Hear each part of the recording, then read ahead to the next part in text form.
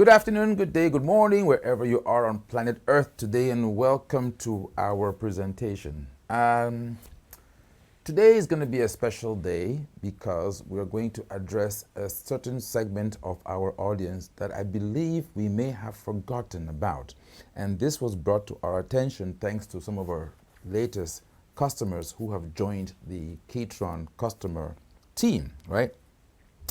So there are many customers out there who have a keyboard such as this, right? So in this case, I'm using this nice portable keyboard, which has built-in speakers, okay? And the question out there is, how do you connect your KETRON module? Be that the EVM, like this, be that the KETRON Event X, or be that the KETRON SD40, as we have over here, or SD90. Or even the Mid-J Pro. How do you use that with your existing musical instrument? Now, of course, we've talked about the MIDI, in other words, how the instruments communicate. So you're going to use either a keyboard or a MIDI guitar or a saxophone to control, to trigger the arranger module. But how do you get the sound out of the arranger module? Now, if you have a keyboard like this that has a line input, in other words, the capability to take sound from an external source into that keyboard, then you can pretty much connect your module, the output of your module, into the input of your existing board. In that way, when you perform or you play with your Event X or EVM or SD40, the sounds of that instrument are going to now be heard through the internal amplification of your speakers of your existing instrument. So that's one way to do it. The other way to do it is if you have a keyboard that does not have built-in amplification and does not have the line input, okay? Again, those two, no built-in amplification and no line input, then you would have to use an external mixer. In other words, you'd have to connect the output of the EVM or the arranger module to the mixer, which goes to your speakers, of course, so you can hear yourself. And again, your keyboard also has to go out to that mixer, which goes to the speakers, so you can hear yourself as well. So the first scenario is if you have a keyboard such as this that has a line input. That's very important. You can only hear yourself through your existing keyboard if that keyboard has a line in. Now you might have to get some connector cables because it depends on how the line in is.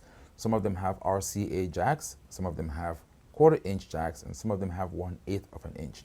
The output of the KETRON modules is a 1/4 inch jack. So let's see if you can see that. I don't know if my camera is going to be behaving itself today, but that's what it looks like, okay? So pretty much you're looking at the outputs over here, these outputs.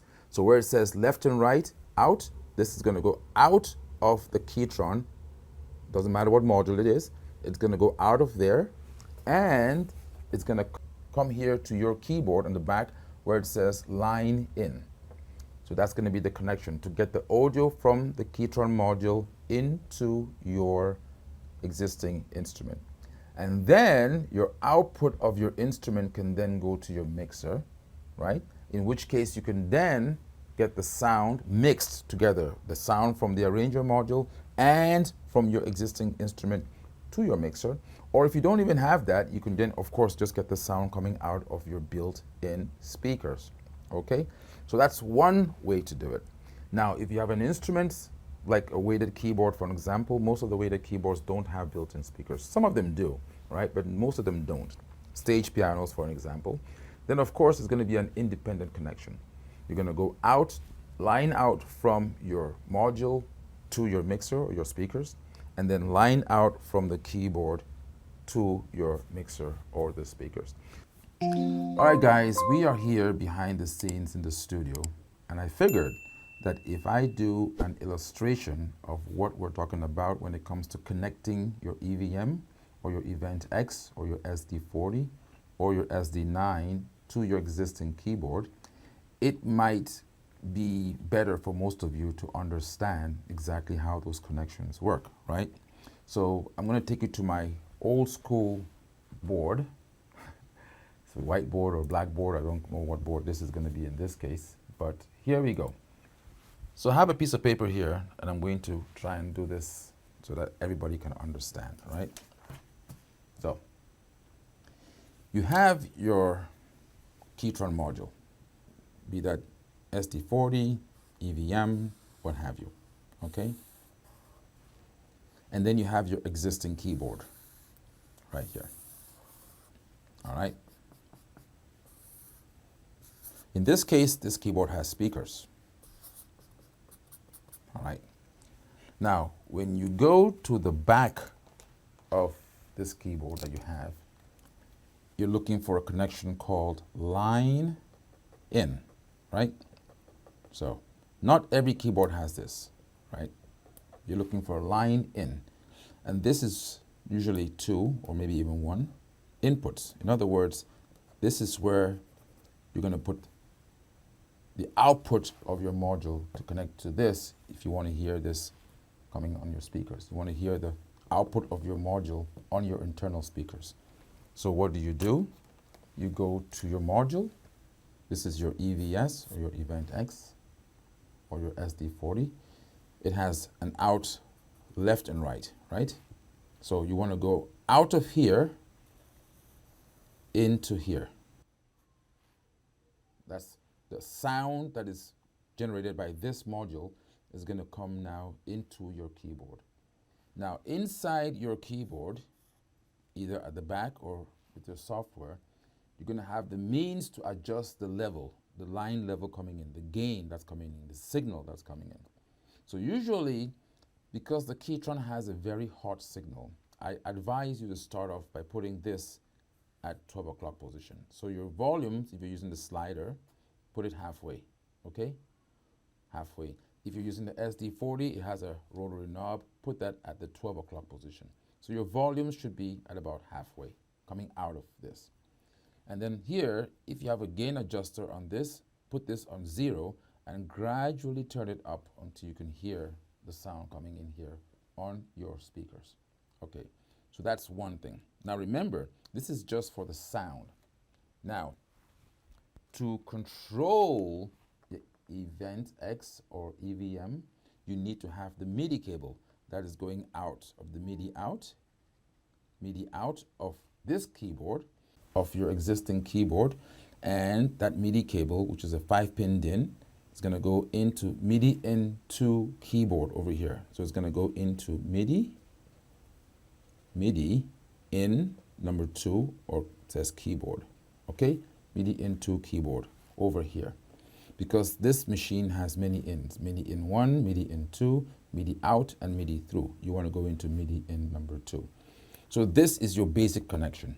Now, this will get you the sounds of this in your existing keyboard, if you have speakers on that keyboard, okay?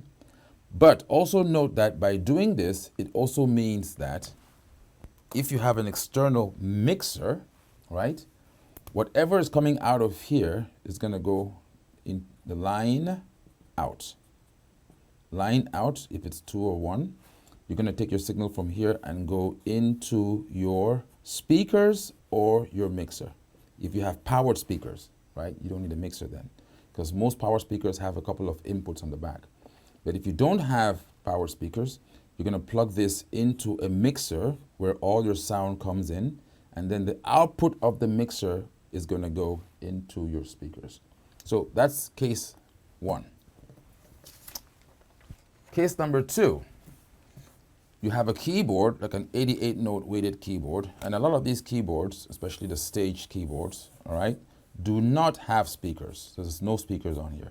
You just have your 88-note keyboard, which means that the way you have the sound set up for your keyboard right now, you're taking the output of this keyboard out into your mixer, okay?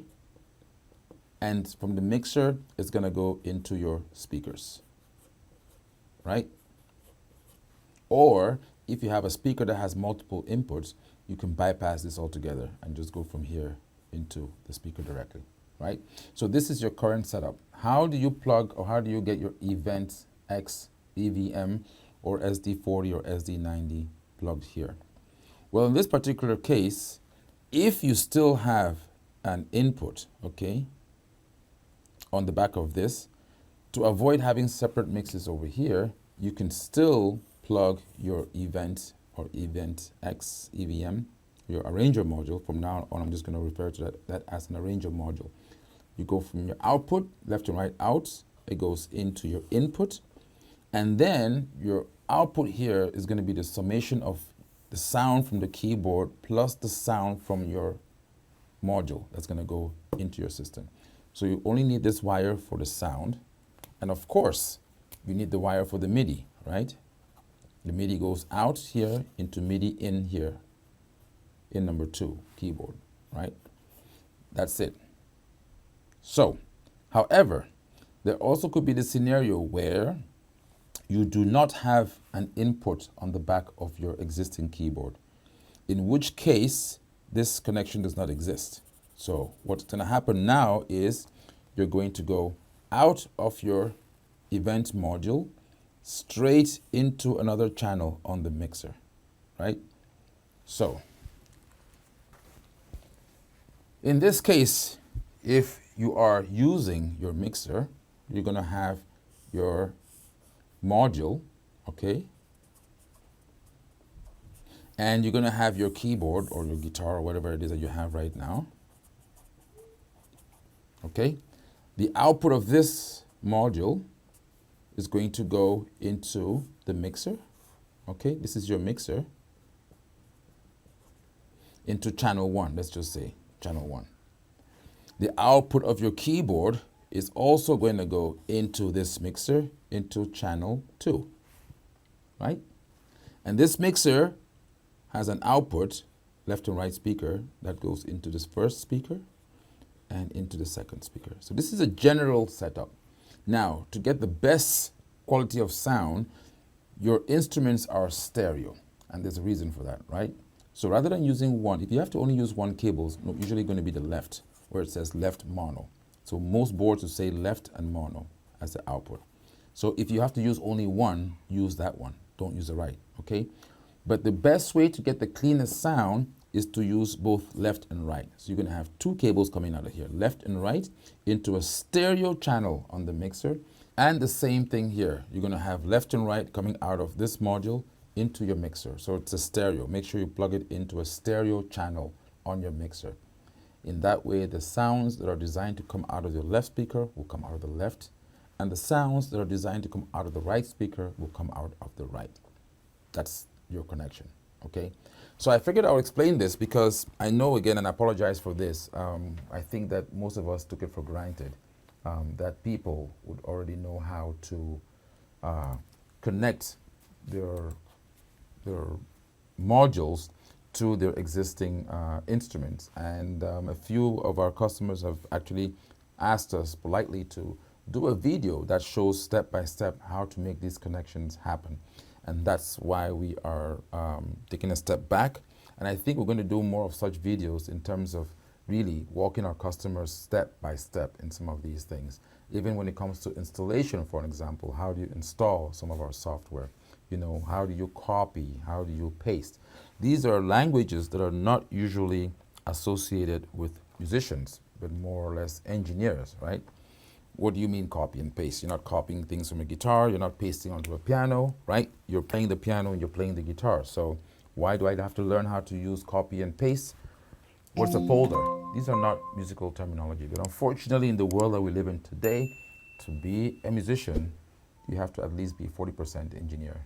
And we're going to try to avoid that here on this channel. So that was the main purpose of this particular video. Now, of course, in creating this video, you see you get inspired certain things. If you notice in this particular style, now this is a Pro Pack style, but what we've done here, I want to just elaborate and show you something here very, very quick. The sounds you were hearing me perform were from this keyboard, this arranger keyboard here, the right hand voices. That's why I was able to go in and change and just... Okay, so I had a saxophone in there, and I had this nice flute sound in there as well. And when I went over to the guitars, I had this very nice articulation guitar called Dino Steel 1. Okay? But why am I bringing this up? On the KETRON EVM, I have this style in Pro Pack 2. It's called Hold On Beat. And it's a very amazing style because we've done a lot of work which sometimes goes unnoticed. And I want to take this opportunity to explain this. And so also to justify why these styles are what many consider as high-valued, high-priced styles. So we're in Arranger A, and for those of you who have this package, you can try this at home or in your instrument. And I'm going to play this chord over here. I'm going to take out the drums. I'm going to take out the bass. I'm going to take out the chord, the MIDI chords. I want to hear just that live guitar. So you notice that in this particular arranger or variation, when I play a major chord, right, this pattern remains the same, okay? Now, if I do this, you see that? The pattern has changed. I haven't touched anything over here. So there's a lot of variation that's going in even within the style itself. If I do a style, if I do a chord,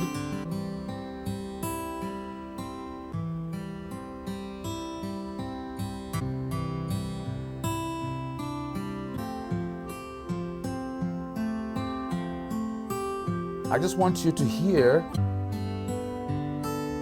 some variation based on the chords you play. So then, you see that? And because this style is about 16 measures long, it allows us to insert variation in the pattern within the same variation. I haven't changed the variation yet. Now if I go to variation B, it's a different pattern. Okay, same pattern on that chord. Now let me do another chord here.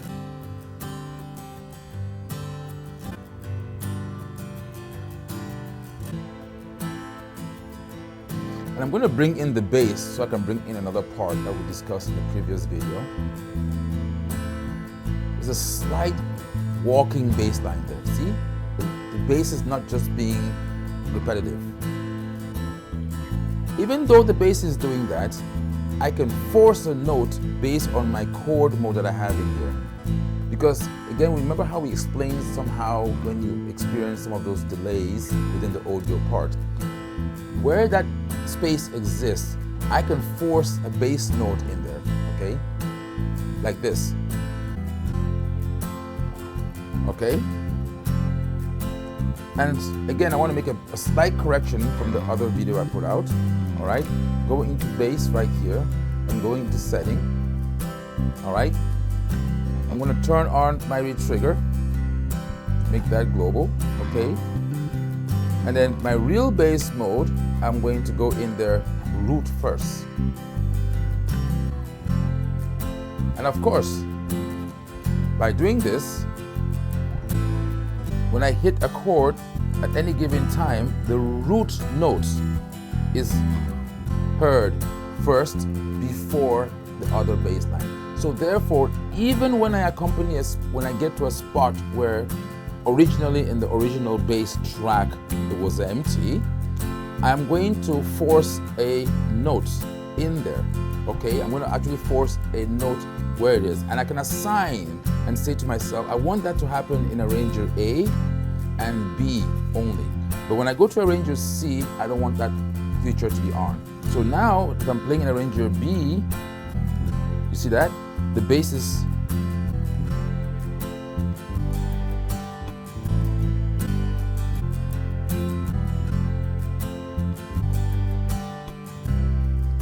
now, just so I can show you the difference. Take it out of it. If I do this,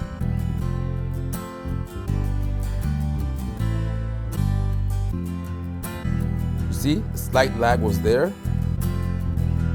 But if I activate that, every time I hit a note, the bass is heard.